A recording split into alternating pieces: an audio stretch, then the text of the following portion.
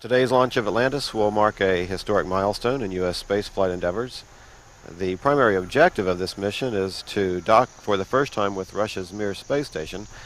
This is also the 100th U.S. human space launch, dating back to Alan Shepard's first historic 15-minute suborbital flight 34 years ago. Also, this will be the first time 10 individuals will fly aboard the shuttle during a single flight.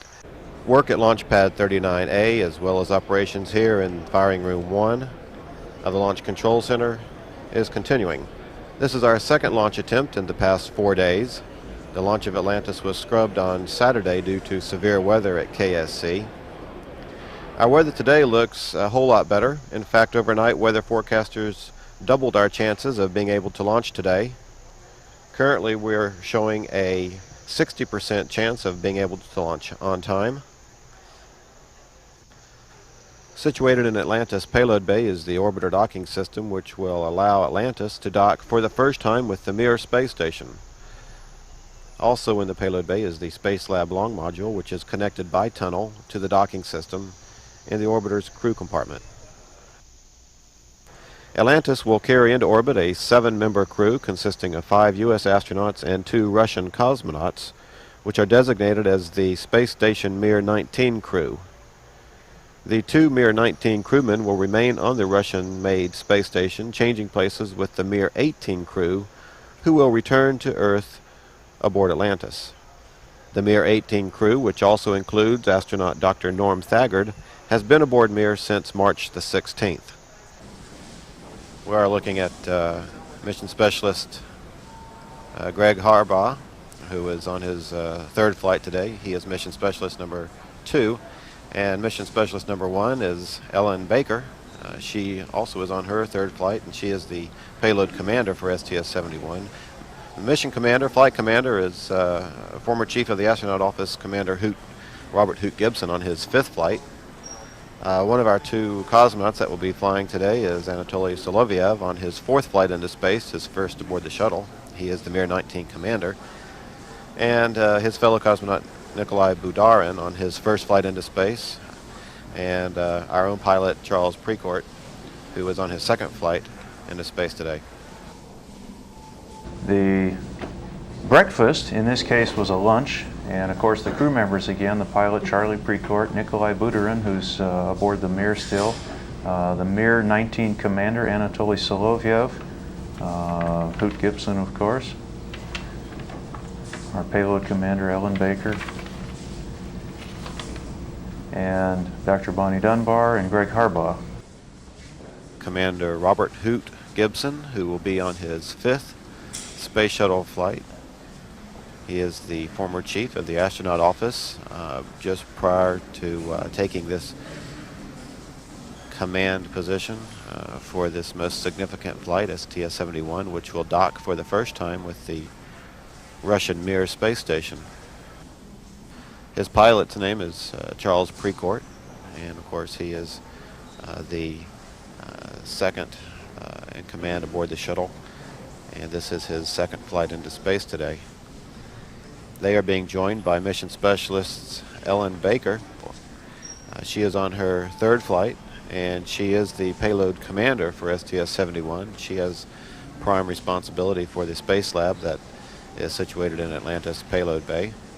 Our mission specialist Greg Harbaugh, he is responsible for the orbiter docking system, which is also in Atlantis Payload Bay.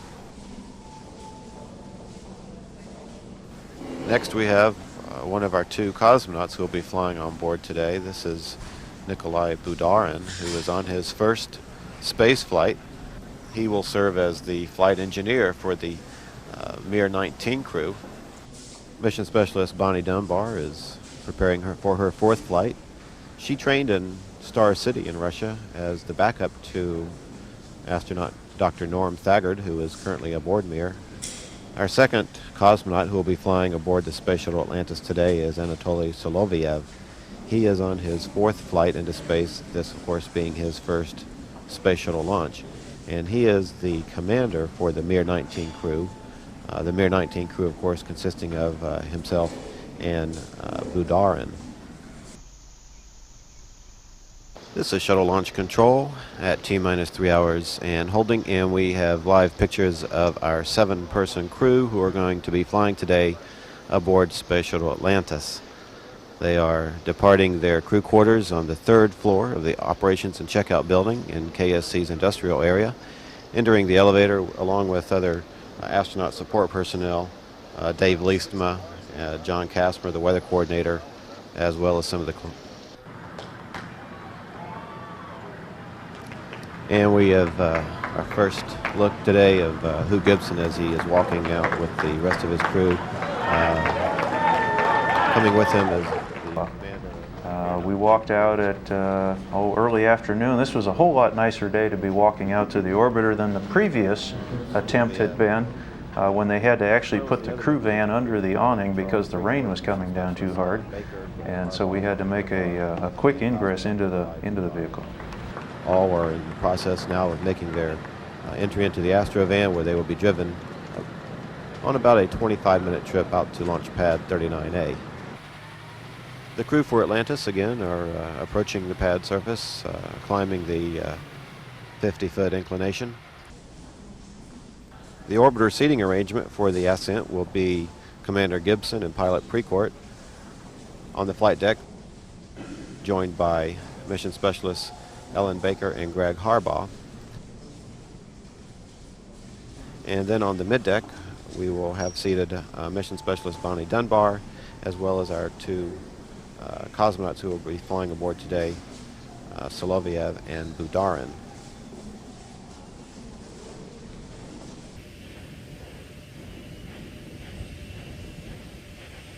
Yeah, let's just go for orbiter access arm retract. And retraction of the orbiter access arm is now moving.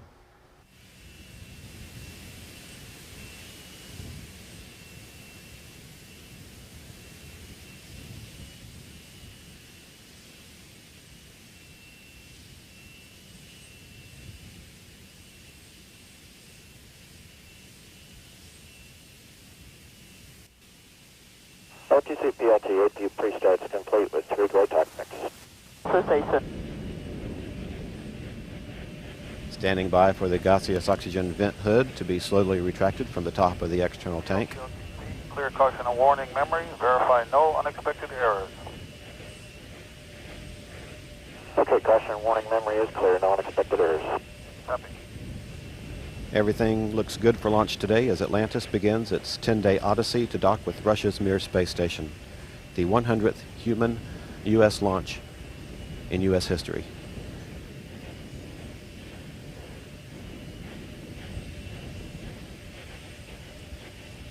And flight crew, this is OTC. Close and lock your visors. Initiate O2 flow. Godspeed on the 100th U.S. manned mission in space.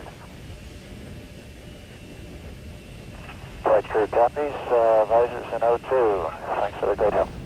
There's a good shot of Hoot when we finally got the go for launch. 2 minutes, visors down. SRO and TD 212. NTD SRO, go ahead, sir. Yes, sir. Verify ready to resume the count and go for launch, please. SROs go. You have a range clear to launch. Copy. Launch director, NTD 212. Launch director, go ahead. Yes, sir. Your launch team is ready to proceed. Step 1027. I copy. I'll be on my pole at this time. Launch director on 212, coming around for a go for launch. Payload director, go. Engineering director, TM engineering is go. S&MA director, S&MA is go. and range weather.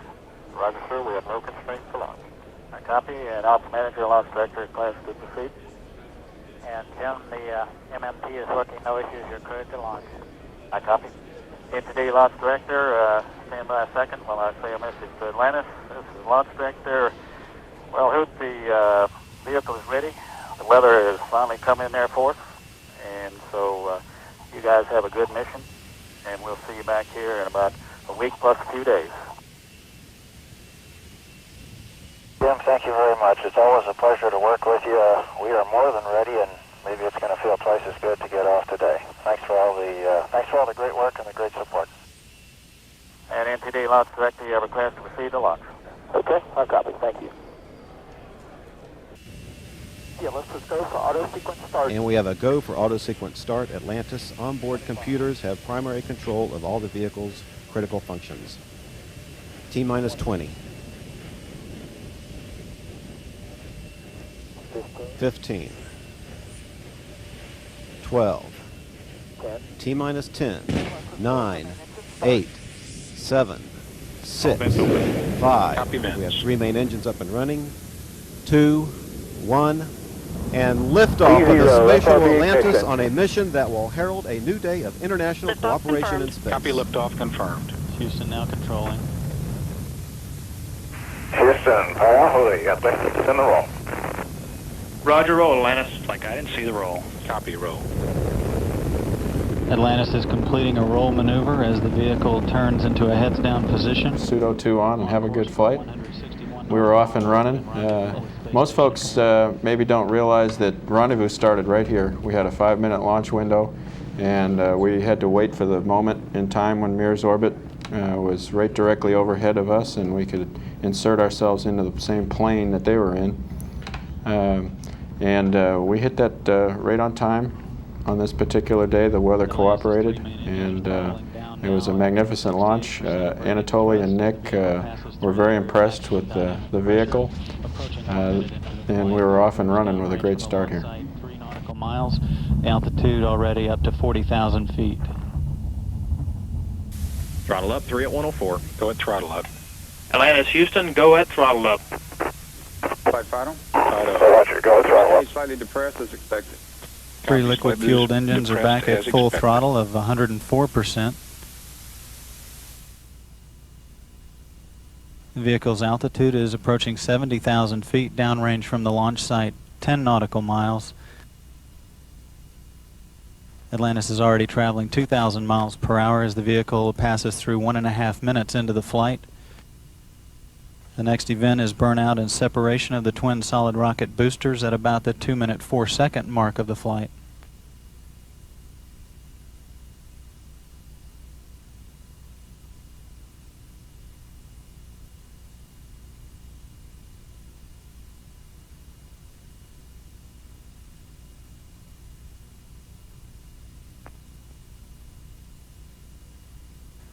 SRB separation is confirmed aboard the orbiter.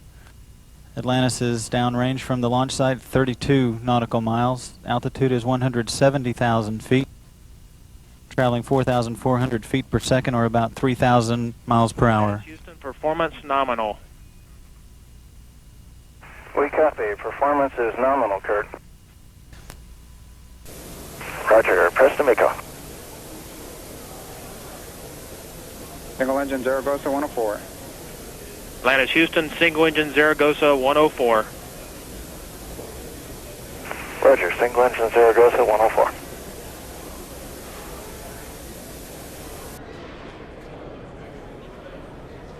Houston, we show Miko on speed.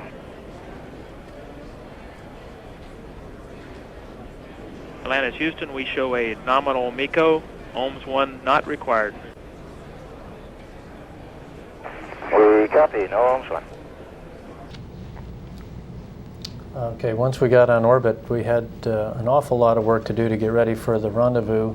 We opened the payload bay doors. You can see the docking mechanism sitting there with the 6 black dots on the forward end of it. Yeah, that all went very well according to the procedure and without any difficulty. I have removed and stowed the 3 identified caps at the fore and aft sections of the booster fan and at the aft end of the mixing box forward of the ODS. I verified good airflow coming out the top of the outlet there, around the top of the halo and the external airlock, top of the ODS in other words. And the payload isolation valve was closed, it is open, and I think that's it. Let me know if you have any questions, but I think we've got a good configuration. We had just a tremendous amount of activity at the end of Flight Day 1 and then all of Flight Day 2, getting our computers ready to go, getting our rendezvous tools set up, and we got ready to go in time. Good morning. This is Norman Thagard on board MIR station, along with my crewmates, Commander Volodya Dezhurov and Flight Engineer Gennady Strikalov. Right now, we're busy making preparations for tomorrow's anticipated docking of the Space Shuttle with the MIR station. That should be exciting for all of us, and we certainly look forward to it. Not the least of our reasons, of course, is we've already been here almost 4 months, and the Space Shuttle is basically our ride home. As we prepare, we are at the same time breaking some things out for further checking as sort of a last-minute verification that some of the equipment that arrived in Spectre will work. But on the other hand, to try to make the station a bit neater, we're also trying to pack some things away and make some order to the station. So it's a busy time. Commander Hoot Gibson and pilot Charlie Precourt about to conduct a test of the post-contact thrust system. This is computer software on the shuttle, which when initiated, will provide about a 2-second burst of several of the shuttle's jet thrusters at the point of contact between the shuttle and the MIR space station tomorrow to drive the two docking mechanisms more closely together and initiate the capture sequence between the capture latches on the orbiter docking system's docking mechanism and comparable latches on the Crystal Science Module's docking mechanism on the MIR.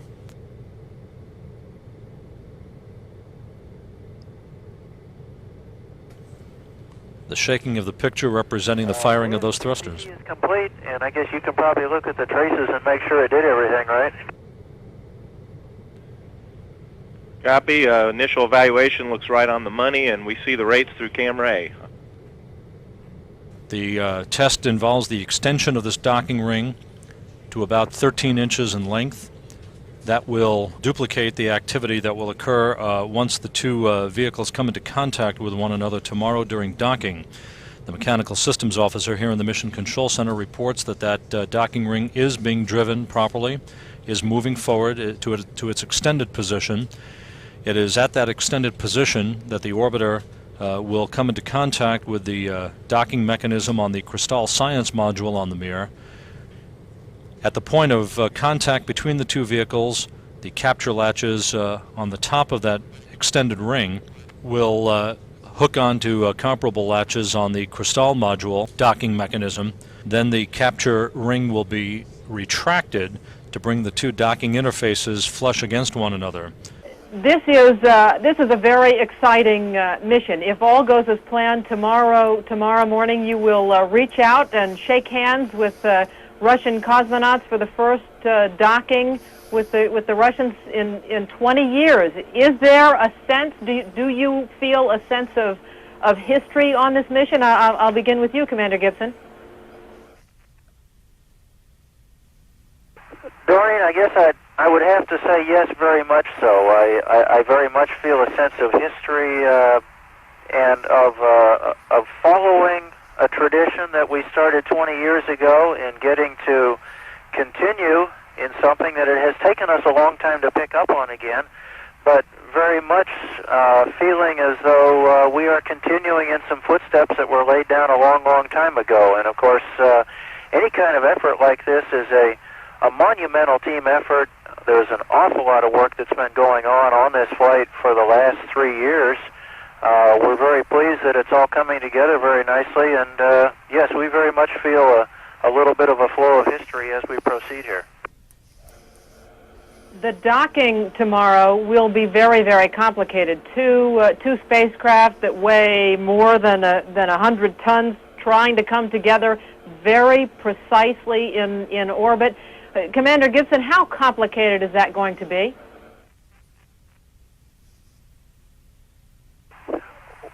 Doreen, it's kind of hard to compare it in complexity to anything we do in our everyday lives. I've never driven an 18-wheeler, so I don't know about the complexity in one of those, but it is a complex sequence of events that we need to choreograph very carefully, that we all need to fly very carefully. We have a very constraining corridor that we must stay within, or we could conceivably damage the solar arrays on the MIR, for example. We have a limited amount of fuel to do all this with, so all of which says it's It's a complex sequence of events. It's a very constrained sequence of events. Now, having made it all sound very difficult, I will tell you that in the simulator, we had very, very good success, and we've done this probably a couple of 100 times in the simulator. So we're looking forward very eagerly to doing it for real and for doing it tomorrow. Good morning, Houston, and good morning to my family. Thanks, girls. Thanks, Len. It's a great day to have a birthday in space. We flew an intercept on the MIR that had us pick up the radius vector, or essentially come in right underneath the MIR and fly up below them all the way into docking. This was a pretty intensive period, as Bonnie and Greg have alluded to on the flight deck, with the three of us flying and everyone else helping as we come in. This is Mission Control Houston as the Shuttle Atlantis and the Mir space station pass across the southern tip of South America. Our first views of the shuttle as taken from the Mir and relayed to the United States. Houston, we have video from the MIR spacecraft looking at you. Great, Dave. We copy. Of course, we've got it on our cameras here. We've got the center line up, and that's right. You're not going to have TV for a while, are you? That's right, we won't have it for a while.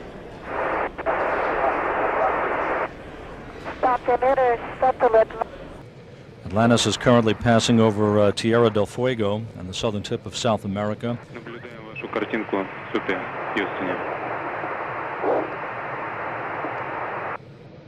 This is a shot that you saw earlier from the MIR of the orbiter over the Red Sea. We had a very narrow corridor that we had to intercept and fly up, so as not to disturb any of the solar arrays on the MIR with our plumes. And as we got into about 500 feet or so, the MIR started its maneuver to the final attitude for docking. And as it did that, we were able to start locking on with the TCS laser system, because on the end of the docking module were the reflectors that that system could lock onto. So I'm coordinating that activity here with the ground controllers, and you'll see a shot here briefly of that final maneuver. You can see the docking node in the center there starting to come more in alignment with our axis, and you can also see the relative motion of the solar arrays in this particular view. And we were pretty much at the end of this event when the MIR was in attitude. We were ready to go on with it. As Ben had alluded, it was a very busy time. We had, again, several calls going back and forth between the MIR and the shuttle as docking occurred. We borrowed a little bit of video from the MIR 18 crew on that sequence. As you may recall, we moved into 30 feet and held for 5 minutes, waiting for the timing to get exactly right. U.S. astronaut Norman Thagard is manning the camera here, providing this television view. Yes. Принято. Около ДО. В работе. Разгрузка поиска на формате сближения. Again, Atlantis will stop at a point 30 feet from the Mir space station for 5 additional minutes of station keeping, at which point Flight Director Bob Castle here in Houston and Russian Flight Director Viktor Blagov in Kaliningrad will take one final assessment of the status of their 2 vehicles before proceeding on for the docking, which is now less than 15 minutes away. Yep. Володь, ты слышишь? Слышу, но очень-очень слабо, далеко.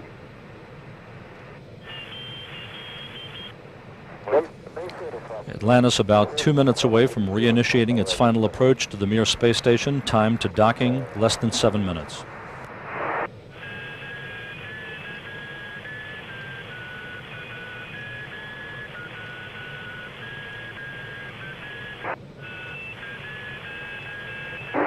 У нас телевидение закончилось, Михалыч? Телевидение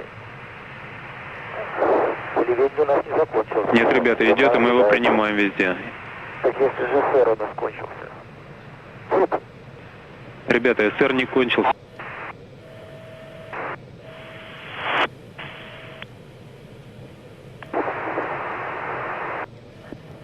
Так, набрал в режиме S02, ячейка 2036. This picture of the orbiter docking system, it is ready for contact and capture with the Crystal module's docking mechanism.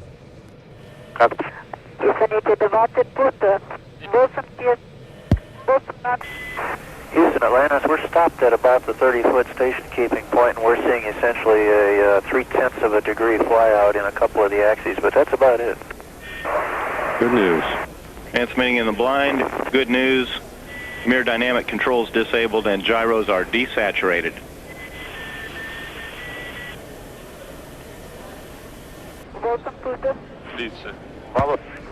Atlantis 8 feet away. Hoot Gibson edging Atlantis at a rate of less than 1/10 of a foot per second.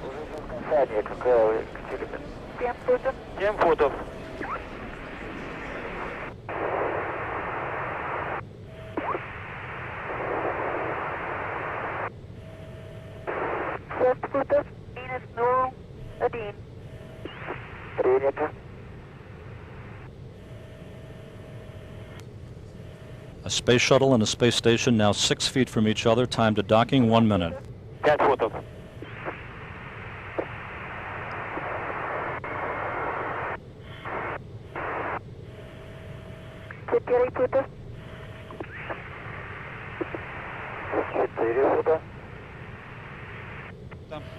Flight controllers here standing by for contact and capture of the two vehicles against one another.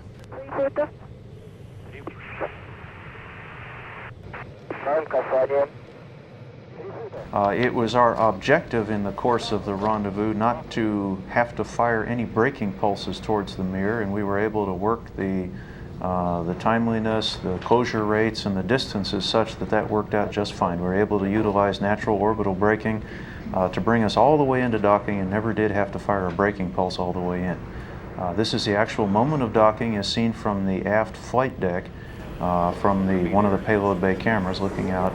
And this is a shot that came down to the ground that showed both the centerline camera view as well as the view out the aft flight deck.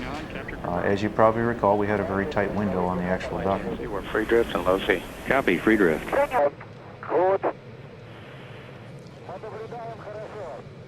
This television view from the Mir space station showing Mir 19 cosmonauts Anatoly Solovyev and Nikolai Budarin waving out the windows. Here we see you guys smiling in the window. Solovyev and Budarin just a few hours away from moving into the Mir space station to take over control of the Mir from their colleagues, Commander Vladimir Dezhurov, Flight Engineer Gennady Strekalov, and cosmonaut researcher Norman Thagard, the first U.S. astronaut to fly on the Mir. Congratulations, Space Shuttle Atlantis, Space Station MIR. After 20 years, our spacecraft are docked in orbit again. Our new era of space exploration has begun.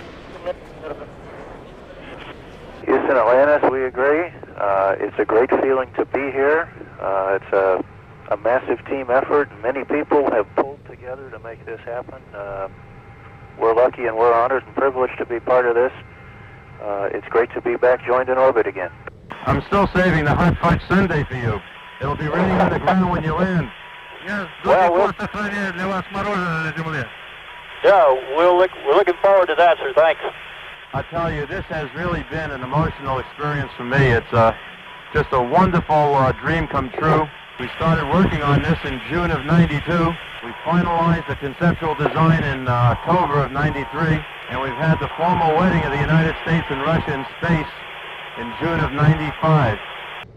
Atlantis, Houston, we show vestibule pressurization complete, and please coordinate with the MIR crew for the leak check. And Dave, just update you, the MIR folks have opened their hatch, and they're in the process of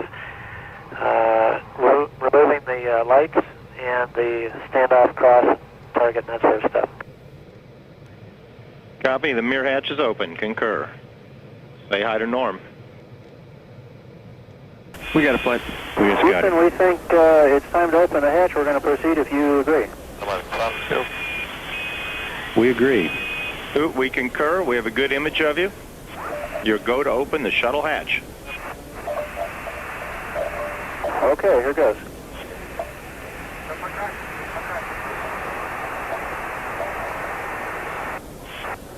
Нас лучше? Лучше, да.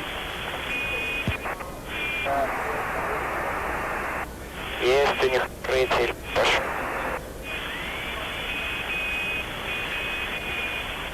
A lot easier without gravity.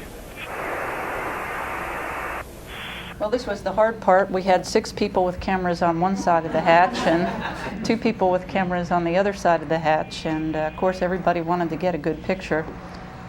We had a variety of different cameras, stills, videos, IMAX, you name it, we had it. We didn't want to miss the hatch opening and the handshake, and you'll see we're flashing lights in each other's faces here. But it was an awfully exciting time, and we just couldn't wait to get that hatch open and greet our comrades. We had been training and preparing for this moment for so long over the preceding year, working together with the MIR 18 and the MIR 19 crews. When the actual moment came, we found ourselves looking around and saying, are we really here, and have we really made this work?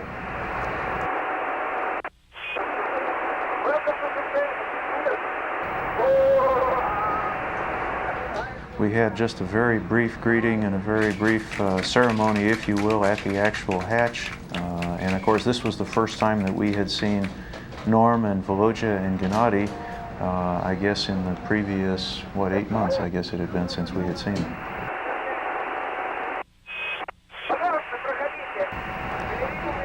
And of course, going a little out of plan, we had a plan prior to this, and first thing we did was take that plan and toss it, and we all lined up and went into the MIR at that time. All 10 of us, I guess, were in there at that time, and I kept the camera running as we went through the Crystal module and arrived in the base block where we did our welcoming ceremony, I think. Okay, yeah, well, we were going to bring our cameras and all that stuff into the base for us, okay? Well, as soon as it's already... Nice job. Thanks, sir.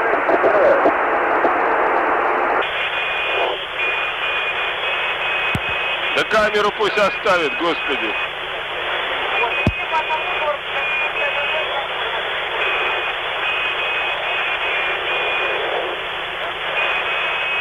Давай, Володь. Володя, кто меня слышит? Я слышу.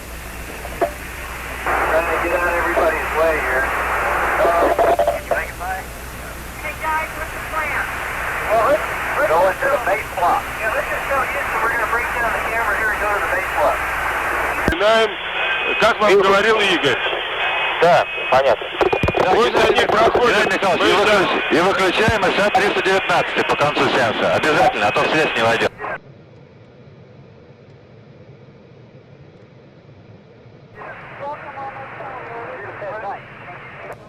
And this television from the shuttle perspective. You go through here and you're looking at the cleaned up version of the station. So there we were all accumulating ourselves in the base block or the core module. Obviously elated, really happy to see Gennady and Volodya and Norm, and they were, I think, happy to see us.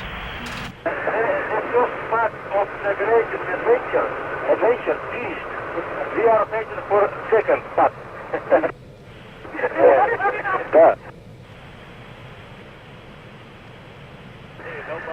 Dave, I don't know if you heard Gennady, but Gennady said the first part of the adventure is over and we're waiting for the second part, which is the landing. I guess in actuality there will be many, many, many second parts. Copy that loud and clear, Hoot. We have a long history in front of us and a lot of accomplishments to make. A little more room now than we had with Apollo Soyuz.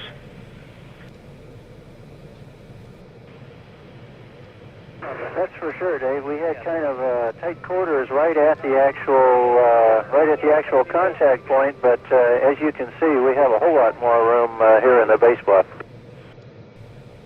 Dave, we were wondering if maybe you might be able to count heads at this point and see if we've got everybody here. We think we have everybody here.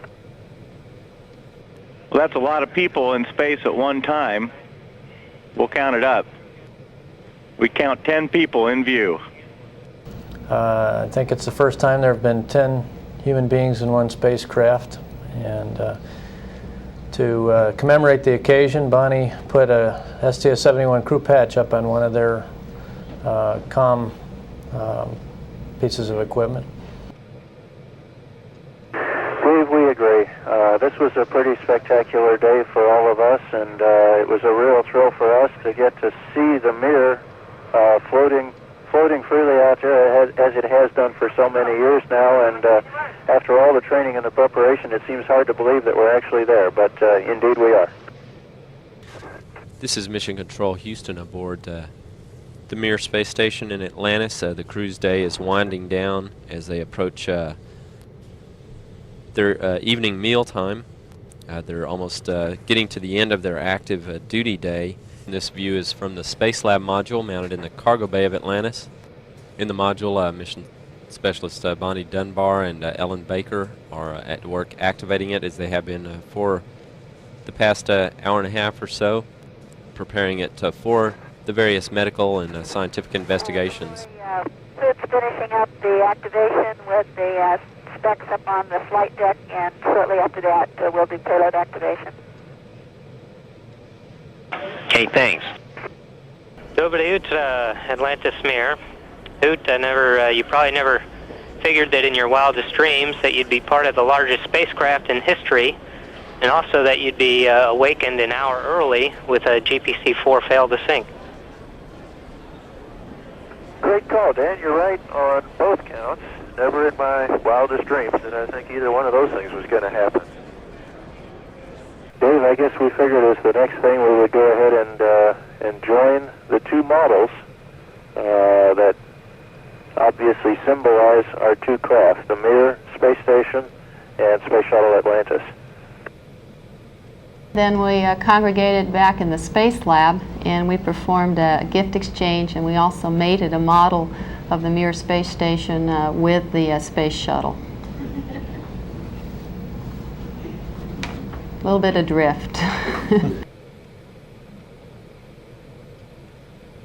Dave, the next thing that we're going to do, and again, these are several of the ceremonial things that we have. We're joining together two medallions, both of which came up separately. A MIR half of a medallion, which came up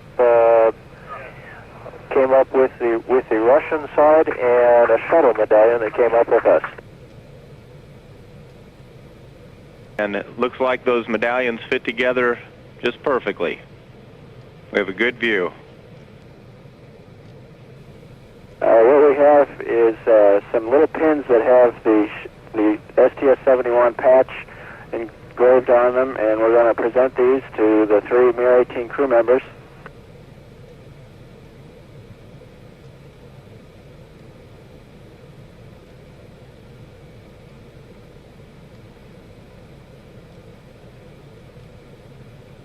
Okay, Dave, I've got three watches, and they've got the STS-71 crew patch on them, and we'll present these as well. And again, on a personal note, it's been a great experience for me to be part of this whole effort, and just a wonderful experience all the way around to get to know my colleagues, to fly up with some and fly back with others, and so it's a real honor to be part of this whole operation.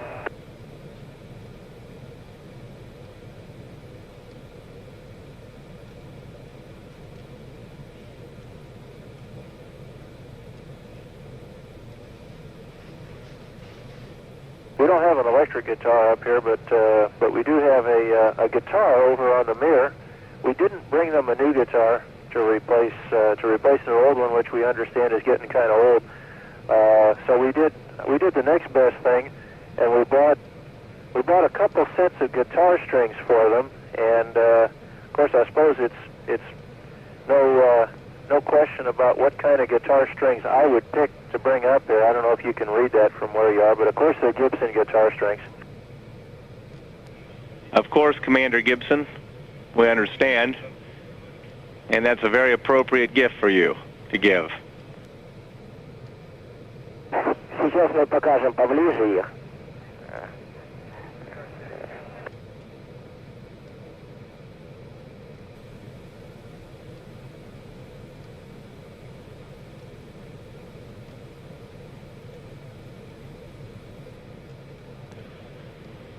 Thank you, Charlie. That's a good view of the pin. Такие медали будут вручены каждому члену экипажа, а также будут вручены президентам Соединенных Штатов и России. A couple of other things that we're going to be doing, one of which is signing a certificate on board that, Charlie, that's your job again, signing a certificate on board documenting the time of docking, both in Moscow decreed time as well as mission elapsed time aboard Atlantis, and we'll be placing all the signatures of all the crew members on this document and bringing it back with us. Well, once we got all the PAO events out of the way, we could get to work on some of the science objectives of the flight. And the day after docking, we did start on some of the experiments. We had a small series of experiments to do on this flight that looked primarily at the cardiovascular system, exercise, fitness, endurance, those sorts of things, and also some metabolic studies to look at biochemical, hormonal changes in the blood, changes in the blood chemistry, things like that. Again, this has been the order of the day aboard Atlantis, is packing equipment for the trip home that is being transferred from the MIR space station into Atlantis for the ride back. Most of that equipment, again, medical samples and experiments related to Norman Thagard's stay aboard the MIR space station, and also transferring supplies vice versa from Atlantis that it has brought up for the MIR station. Among those supplies, the continuous transfer of water from Atlantis, which is produced as in excess supply for Atlantis by its power generation systems, transferring that water to the MIR station for use on board the station. And Colonel Precourt, let's talk about what comes next for a minute. How does the decoupling take place? Describe to us what will happen. Well, from our point of view, it's very much a reverse operation of how we arrived here. We have a little bit of a different twist, though, for the undocking, in that in order to show you some film about what this whole operation looks like, the MIR 19 crew who arrived with us will undock from the Soyuz first, and they will take their Soyuz descent capsule and maneuver it away from the station and the shuttle while we are still docked with the shuttle. They'll maneuver to a position where they can film the actual separation of the shuttle, and then as we back away in the shuttle to a range of around 600 to 700 feet, we will station keep and watch and film the redocking of the Soyuz capsule, and it should allow us to share with everybody on the Earth just how well we've been able to orchestrate operating together with these massive space vehicles. 200 tons currently joined here in orbit, and we've learned an awful lot of how to be able to operate them together, and we are really looking forward to sharing that with you. It's going to be an interesting operation. We're up and at 'em and ready to go for another great day. Currently, the Shuttle Atlantis is orbiting the Earth, firmly locked to the MIR space station, as this live downlink from payload bay cameras aboard the shuttle indicate. In view is the orbiter docking system, linked up to the docking mechanism of the Crystal Science Module, with its omnidirectional antenna clearly in view in the upper left-hand corner of this picture. And in the rear of the shuttle's cargo bay, the Space Lab Science Module, where mission specialists Bonnie Dunbar and Ellen Baker have begun perhaps the busiest day of the 5 days of joint scientific operations on tap for the 10 astronauts and cosmonauts aboard the 225-ton Atlantis MIR space complex. Bonnie and I orchestrated most of this. Couldn't have done it, obviously, without our subjects' participation and full cooperation. And it was a pretty long day. As Ellen mentioned, we had rehearsed this before, and with our Payload Operations Control Center down here on the ground, the POC. It all went as planned. As was previously mentioned, we performed several baro experiments on all 3 of the subjects, got some excellent quality data. We're very happy with it. Ellen also performed a number of metabolic experiments called MGAS. Here she's connecting up a rebreathing bag to Volodya. Atlantis Space Lab MIR, we're back with you. Teachers West. Tell me from your position on board MIR what it felt like when Hoot piloted the shuttle into the side of your space station. Well, John, I've got some good comparisons. I've been here when we had a Progress resupply ship dock, and when that occurred, I was probably a foot away from the node where it impacted. I felt nothing, I heard nothing. When the Spectre module docked with the station, that's about 20 tons, we felt a very slight vibration, but really felt nothing. When the shuttle docked, we felt it. The 100 tons hitting the station had some impact on us, and it was pretty impressive given the mild sensations with the previous vehicles. Vladimir, you had never spent time on board a space station with Americans before. Was it much different, and was it much different with Dr. Norm Thagard there doing all these sophisticated medical tests on you the whole time you were together? No, there weren't any problems. We had a common language even when we were on Earth, so we worked together very well and implemented the program jointly. We didn't really feel any difference that there was an American on board or you know, that he was any other nationality. So there were never any serious problems or misunderstandings. Good morning, Atlantis MIR. Hey, good morning, Dan. I thought we'd talked to you long before this. Yeah, I did too, but it's real happy to give you an on-time wake-up call. We're not used to sleeping all night. Gee, that's a great thing. In this picture from the Shuttle Space Lab module, Dezhurov is putting his shirt back on after having been instrumented for the lower body negative pressure device by Bonnie Dunbar. Payload Commander Ellen Baker is on the left side of the picture. She is working to hook up all of the telemetry wires and monitors for the lower body negative pressure device, while pilot Charlie Precourt in the foreground there, armed with a camera to document all the activity that's taking place in the Shuttle Space Lab.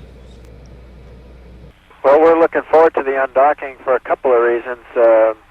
We are going to be able to show it to you through video from both the Soyuz and from the shuttle, and we'll be able to share with you the experience in a little more detail than you saw during the docking.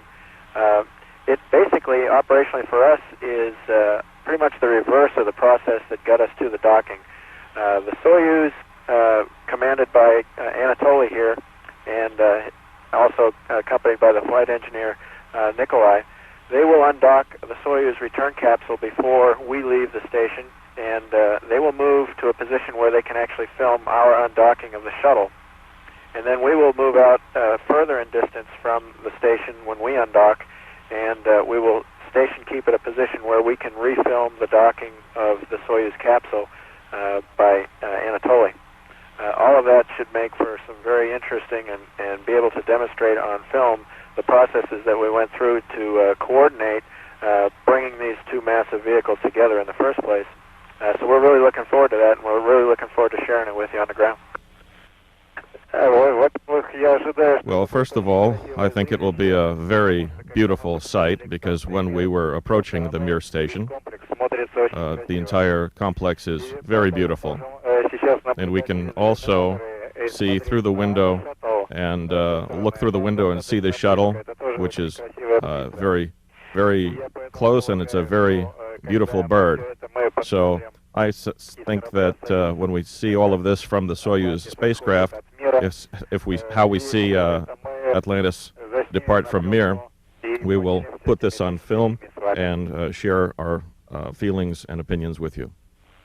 This is Mission Control Houston. Work continues aboard the Shuttle Space Lab module in the rear of Atlantis' cargo bay as mission specialist Bonnie Dunbar monitors the progress of biomedical tests which have been ongoing most of the morning on the MIR-18 crew members, Vladimir Dezhurov, Gennady Strekalov, and U.S. astronaut Norm Thagard. There's also a tour of the space shuttle that was conducted for Russian audiences. Norm did this, and in these sequences he's taking Gennady around the shuttle, and he'll later narrate this for a Russian audience. Well, let's go into the cockpit. This is the flight deck of, this is just like a flight deck of an airplane. This is the commander's seat. Please have a seat. Note that the view is just the same as out of an airplane. We have screens here for displaying data from computers.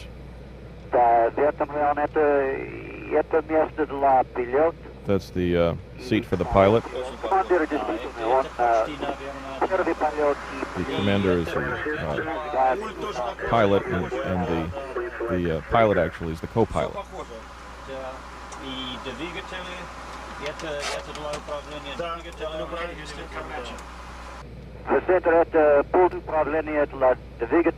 That's the control for controlling the engines, and a area for the life support system.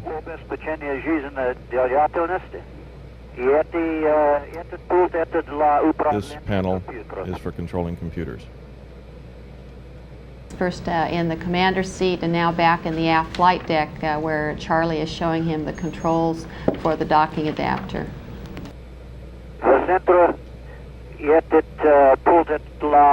In the center we have a panel for controlling the television camera system.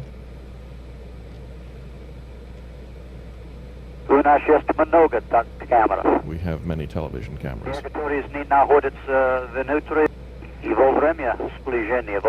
During the rendezvous and docking, Charlie was right here where we are. Charlie built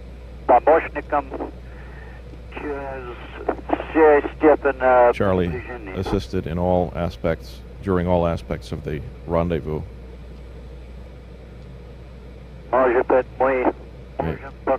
Maybe we can show this view through the window. This is one of the modules of the MIR station. It's the Crystal module. And the Crystal contains the docking mechanisms. Fortunately, these mechanisms operated well during the docking.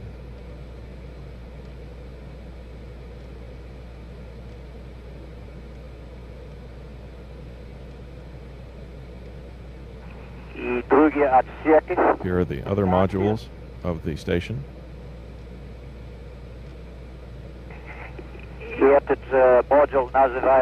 That module is called the Quant 2.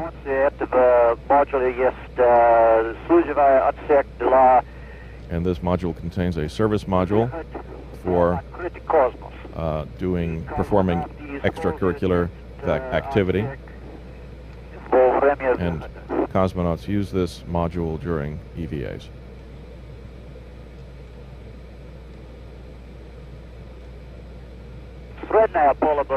Middle deck.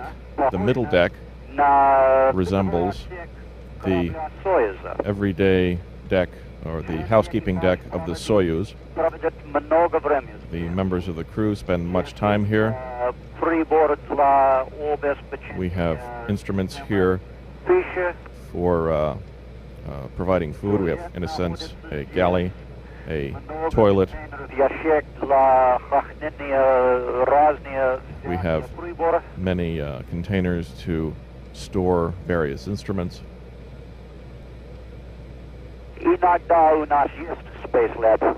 Sometimes we have a space lab. This is a laboratory that is found in the payload bay, and the access to this laboratory is through a tunnel, which is approximately 8 meters or 25 feet.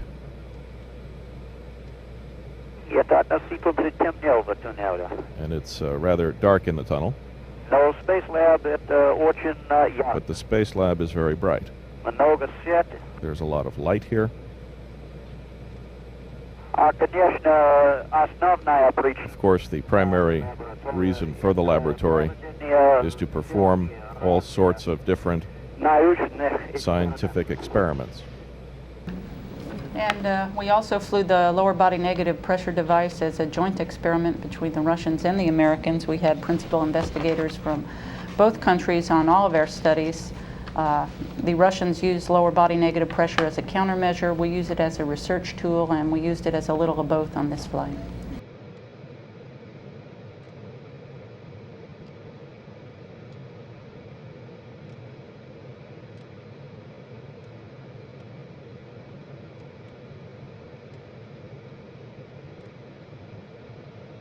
Craig is wincing because he's having his blood taken there, and he'd rather be jogging like I am here, I think.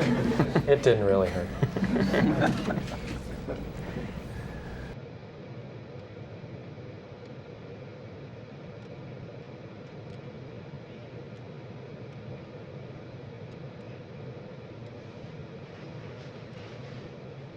Shuttle Commander Hoot Gibson and pilot Charlie Precourt have been involved in final setups of equipment aboard Atlantis and the transfer of some logistical hardware from the MIR into the shuttle, which will be returned to Earth.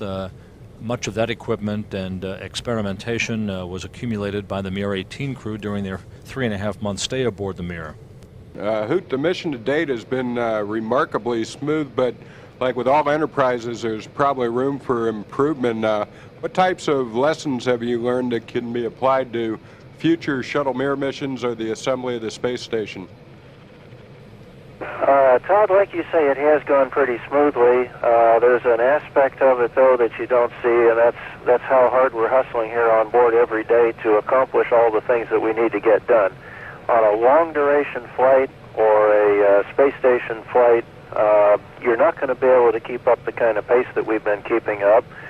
And a lot of it has been associated with the rather difficult area of transfers of material from the orbiter to the MIR and from the MIR back to the orbiter, both equipment, future test equipment, completed test samples, and all those sorts of things. Now, we expected that this was going to be a pretty big effort, and there was going to be a lot of uncertainty, and there was actually going to be a lot of unknown when we actually got up here and tried to do it. And that, in fact, is kind of what we've bumped into. And we've been working a little bit extra and a little bit harder to try and accommodate all of those things. But that's the one area. And I think for the future docking flights, the transfer plan, the locations, the stowage, all of it needs to be detailed down to a T for us to really be able to do it smoothly and efficiently, and I think that's one of the big lessons that we will have seen out of this flight. Let me finish by saying that was not unexpected. We pretty well knew that that was the kind of situation we were facing when we got up here, and I think we've adapted to it about as well as you could. And the mission that we've set out on is a very long mission. Our phase 1 is a continuation of what we started with MIR 18, MIR 19, STS-71. International Space Station will be the next continuation of what we started and what we're preparing to say farewell to just one small part of that long continuing overall program. So we are drawing to a close one mission. The bigger mission, the continuing mission, is a mission of many, many years, and that is going to continue on long after we have landed and long after MIR 19 has landed. We have a couple of presents to present to Anatoly and to Nick at this time. So they'll be able to think of us. We have a couple of our crew pins so that they can keep us in their thoughts during the next couple of months before they come back. And we also have a STS-71 wristwatch for Anatoly and Nick. During the press conference, Anatoly mentioned the Houston Rockets, and it turns out he's a very big fan of the Rockets, and so we have another present that we'd like to present to Anatoly, and it's the new emblem of the Houston Rockets. We have a Houston Rockets t-shirt that has the brand new emblem, and Anatoly, it's a Drugi Budarin. That's another present for Anatoly. Novi emblem, Houston Rockets. And as we showed in our slide, one of the big moments for us was to be able to show the new Rockets emblem and present the shirt to Anatoly, who promptly put it on and decided to demonstrate his basketball style, which I'm sure that is the envy of anyone who's been in Zero G. Well, we have a couple of other small presents for them.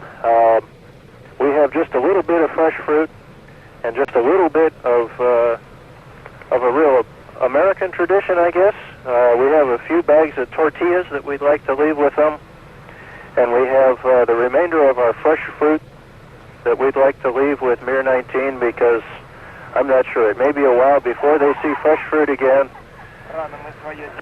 We will count the days until you come back and we get to see you again.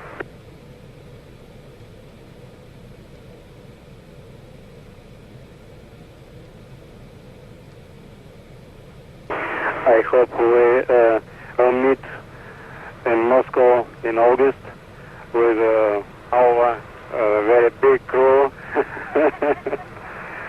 And I think it was a very good job on the space station MIR, on the Atlantis, and someday you will meet your family. It will be a good time for you, and I think in 2 months we'll meet our family too. And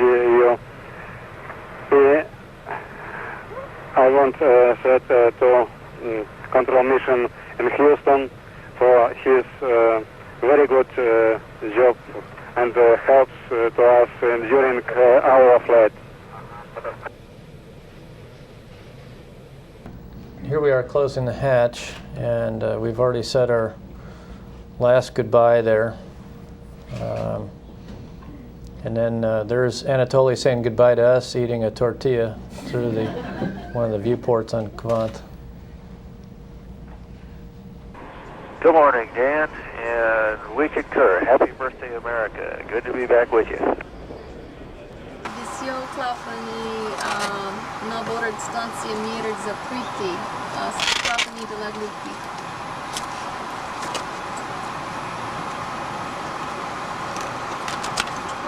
Greg and Bonnie were talking there about getting pressure checks done as we prepared for this moment. The Soyuz undocks from the MIR on the opposite end of the station. All operators. Я спрашивал насчет коррекции глобуса. Rendezvous. Go. Fido. Go. Ecom. We're go. Eagle. Go. Payload. CPS. Info. Dave, we're going to stand Max. by on a go for Rio. separation from you, and we're going to stand by on a call, I guess 5 minutes after that, for a call to go to free drift, and we're going to wait on your call. Okay, Capcom. Copy, we're polling. Визир причал. Переложили. Atlantis, Moscow, and Houston are go for separation.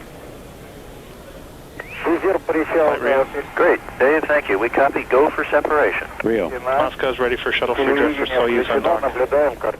Atlantis, AOST received. Rio, to copy the hooks you're driving. Okay, Rio, copy, flight, Dave, what's the and we heard from Anatoly that he has issued the command to begin the separation sequence for Soyuz. Copy. Flight Rio command. Fantastic. Okay, thank you.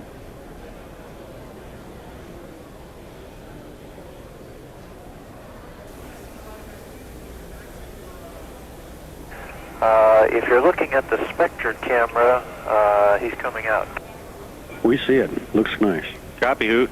We see Soyuz undock. Okay, and we've got the let's see, which view do we have up on monitor 2? The C camera is seeing him start to come out from behind Spectre. Let it go. Let me go to C. Inco. Copy, we'll switch. Go do it.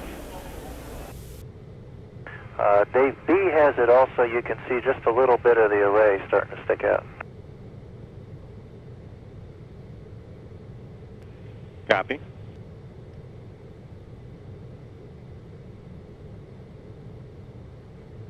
We'll get the good view when he turns out of plane.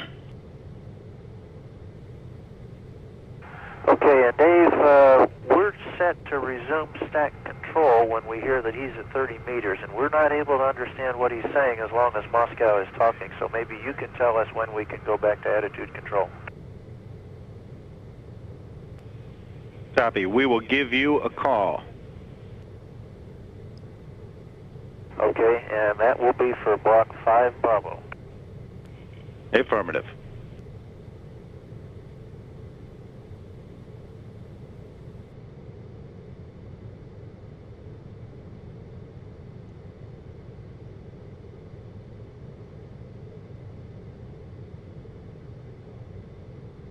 And begins its fly around. We watched it with amazement at how well controlled it was and how stable. And Ellen's in the process of snapping it on the IMAX here, which came out quite well. We got to review that the other day.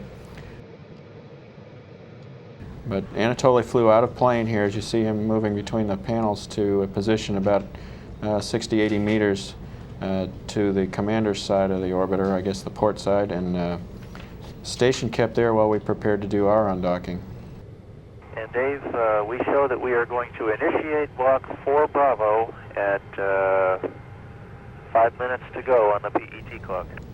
These scenes make the Soyuz look pretty small and look pretty far away. Let me tell you how close he looked when he was sitting out there. His, I guess he had a laser rangefinder, and you can see some of the jet firings here as he was holding attitude just right out the window. We felt like we could reach out and touch him because he was that close to us. His range, I think, was about 65 meters, but again, he looked very, very close as the actual time for undocking approached. Looking for about 5. Bonnie, how's Anatoly look? He's looking good. He's real steady. 15%. I see a big opening. He's doing manual control. I can see his jets firing. Okay, Hoot, you ready on your inputs? Ready? What are we going to do? Any moment now. There it is. Undock is complete. Houston, we have separation. And got pedals? Concur, separation. Pedals are clear. Okay, I see 2 feet. I see 2, yeah. Okay, A, inertial. Inertial. THC out, 4 pulses. Okay, I see. Roger. You're 2 feet. Beautiful. At about 3 minutes prior to the actual separation, I sent the command to open the hooks, and everything worked just like clockwork. That mechanism worked superbly. And there was a set of push-off springs that separated the 2 vehicles initially, and then at about 2 feet, Hoot initiated a separation maneuver, 4 pulses, to complete the SEP sequence.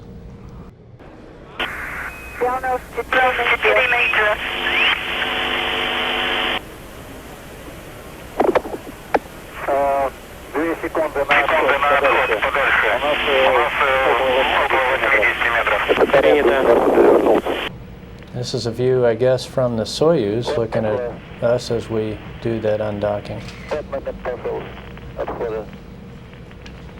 Of course, when we finally separated, the MIR 18 crew came up, waved goodbye. We had some exchanges on the VHF radio as well as we said sayonara. You're also seeing on the left there the Soyuz redocking. It was a little departure from our plan to dock an orbit later, but you can just see it start to close in there. Anatoly did an excellent job. I was in the commander's seat, and he flew from the port side to the starboard side of the vehicle and did a very smooth redocking. As we completed that part of the fly around and got the photo there, we started a complete revolution around the MIR and got these real pretty views of the station. And here you can see it rotating. The folks on the ground were very interested to see views of the different sides of the MIR to see what kind of condition it's been in after a long exposure to space. As Charlie mentioned, we flew all the way around the MIR, doing more than a 360-degree fly around, and finally got to a point overhead the MIR on what we call the -R bar, and did our final separation burn and started translating away from the MIR space station. Shortly after that, we continued our work in the lab. Of course, one of the things that would be important for Norman and his crew members to do is to maintain their conditioning in anticipation of entry. The intent was to exercise twice a day. I think we missed that a few times for those guys, but they did manage to get some of their exercise in. Dr. Thagard, you of course have been in space longer than any other American. How are you feeling these days? Physically, I feel fine. I think emotionally and psychologically, I'm probably ready to go home. But overall, I'd say we all fared pretty well. We're all healthy, and now it's just a question of getting back into our usual earthbound routine. Commander Gibson, Hoot, I just like to say that name, Hoot. Tell me why you think this mission was so crucial to the United States space program. Well, Katie, if we're serious about doing an international space station and building an international space station, and we are, this flight is a carbon copy of what we're going to be doing with the International Space Station. We're going to have multinational crews. We're going to fly the sort of maneuvers with Space Shuttle that we flew for the first time on this mission. We're going to be transferring equipment. We're going to be transferring people. In short, we're going to be doing all the sorts of things that we did on STS-71 with the International Space Station. And so this has been a real proving ground for us, and it was something that we needed to do correctly, and I believe we have, and I hope we have. Charlie, now that the critical part of your mission is over, what will you all be doing on the way home? A little sightseeing? What kind of things will you be busy doing as you travel back to Earth? Well, Katie, we have been running pretty fast and hard for the last, I don't know, how many days has it been now? For the last days of the mission, the whole time that we've been up here, and we've had very little time to look out the window. Our Earth observation folks are going to be unhappy with us because we haven't shot very many pictures of the Earth just because we've been running so hard to get all the things done that we had to do and that we wanted to get done. We are going to be continuing with medical data, getting in-situation medical data on our test subjects, which are the MIR 18 crew, and getting the orbiter generally ready to come back home. We do have a little bit more breathing room in the next couple of days to get everything ready to come back.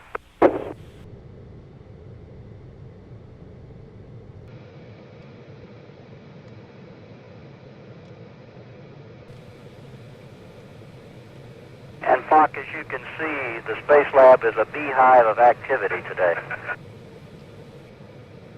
Thank you for the great camera work, Norm. Another modification we did was to use the recumbent seats at the shuttle so that they would have the gravity vector going through the chest rather than from the head to the toes, and make the G-forces of re-entry a lot easier on them. Good morning, Dan. You're loud and clear, and I think we're going to be reluctant to say hello, but I guess we'll be ready when the time comes. While this work continues in the Space Lab Science Module, the entry team of flight controllers led by Entry Flight Director Wayne Hale has been on console since about 2 o'clock this morning as they cycle themselves into the same shift they'll work tomorrow in support of all the preparations required for Atlantis' deorbit burn and return to the Kennedy Space Center. Entry Flight Director Wayne Hale has already had one weather briefing from the Spaceflight Meteorology Group this morning. He's expecting a more detailed weather briefing from those forecasters about a half an hour from now as he continues to formulate his strategy and that of the entry team to present to the mission management team of top NASA managers and their meeting about 2 hours from now. And Space Lab Houston, for Bonnie to relay to Norm, we just need to know how much he intakes prior to LBNP. Yeah, we understood the question. He just reported to me it's 250 mLs grape with artificial sweetener. Copy. 250 ml.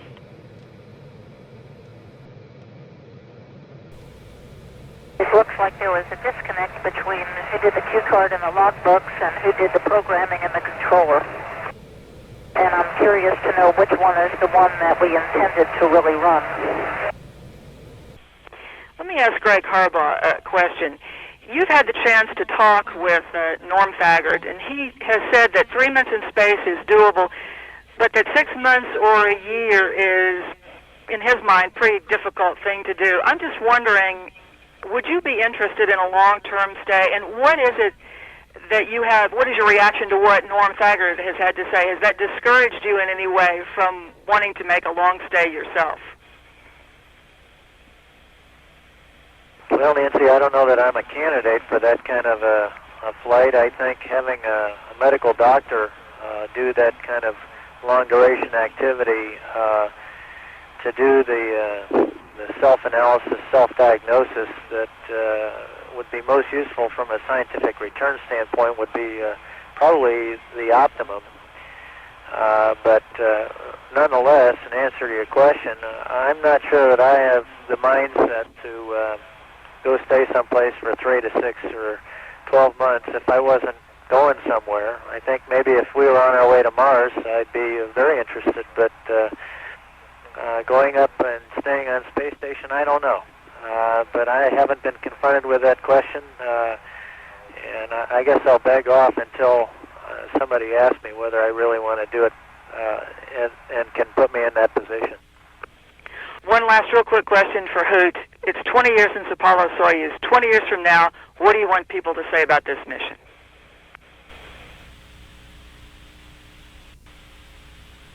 Nancy, I hope they'll say it was a very good success. I hope they'll say that it had been an incredibly long dry spell between Apollo-Soyuz and STS-71, but then look at all the other missions that we did, and look at how STS-71 helped open the way between the United States and Russia, and that we existed in cooperation and friendship thereafter. Atlantis, unbelievable picture over Baja, California. Yeah, we had a beautiful pass there this time yesterday as well. This loop is still a little bit broken. Copy. And thank you, Atlantis, for bringing this picture to us.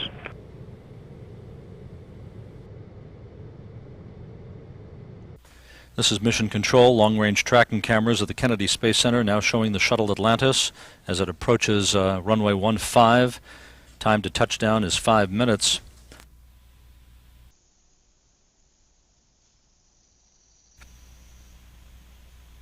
Atlantis coming down the pike.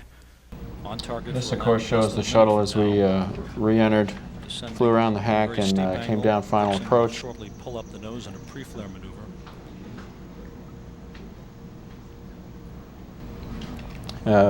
The one little surprise we got on final was a master alarm, which proved to be a false sensor indication, but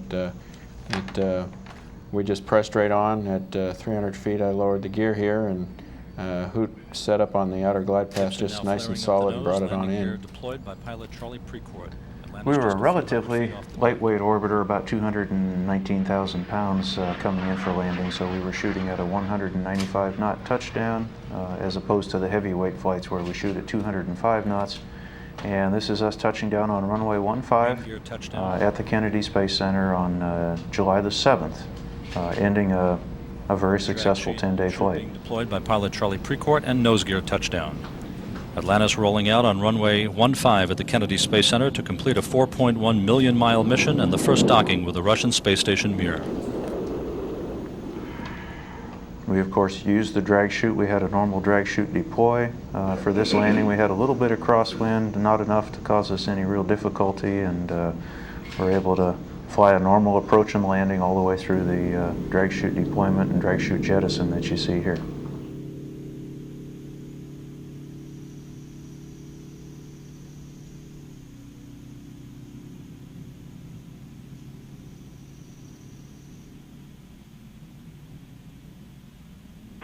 Houston, Atlantis, Kurt, we've got wheel stop. Atlantis, Houston, we copy wheel stop, and welcome home, Atlantis. Welcome home, MIR 18. Congratulations on your perfect end to your historic mission. A new era in human spaceflight has begun.